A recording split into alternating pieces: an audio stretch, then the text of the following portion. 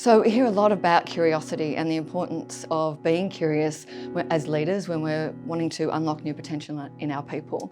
But a leader asked me recently, well, when do I stop being curious and start being courageous and really hold my people accountable in ways that change behaviour?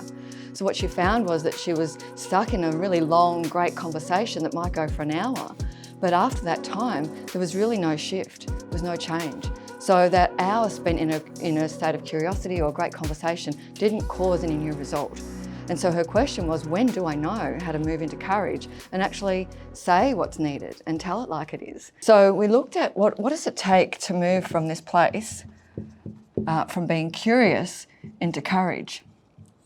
Because if we're stuck in curious, then we might be asking great questions, but we're not actually saying what we really want to say or what needs to be said to unlock new potential. So this state of curiosity is really important. It's something that I teach leaders all the time, but we don't want to stay there. We want to know when's the right place to move into courage. But the question isn't, do I move into courage? The question is, why would I? And so we want to make sure that we've got a clear understanding of why we'd need to move from curiosity into courage. Because if we don't, we'll just stay here. Because this piece here requires us to be really vulnerable. This is the bit that's scary. So we'll take a leap here and we might go back, yeah? And we'll just stay in this spot rather than move into courage and then move into a state, or this might be a state of connection. Because why would I want to actually tell it like it is when it's hard? Why would I want to, risk someone maybe reacting to me or creating a situation that I might not know how to then manage or navigate? We have to have a big enough reason.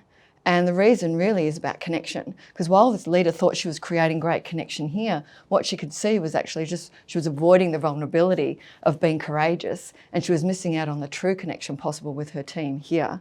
If we don't move from curiosity into courage through to the space of connection where we can really hold our people accountable, everyone stays stuck.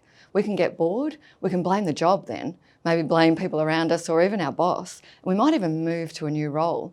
But what will happen is that state of staying stuck here will come back. We're the common denominator, aren't we, wherever we go?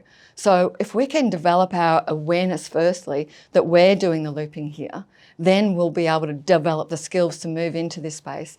And when we get to that place of courage and connection, new conversations open. That can be a tough place because, it's unfamiliar and it's the unknown state, but that's what's going to cause new results. So this is where we need to go if we actually want to cause a behavioural change in our people and to sustain that change. So that step from curiosity to courage is really important, but it's not about when we do it, it's about why we would do it. And if we can create that in our mind about why and what's possible when we do that, we'll be more likely to make that step and to know when the right time is. So this can be really challenging for leaders because, we're told all the time to be more curious, but you also need to know how to dial up that piece of accountability and start to have the really brave conversations. Well, I hope this is helpful. If I can help you in any way to navigate these tough conversations and dial up your courage, then please reach out. I'll talk to you soon.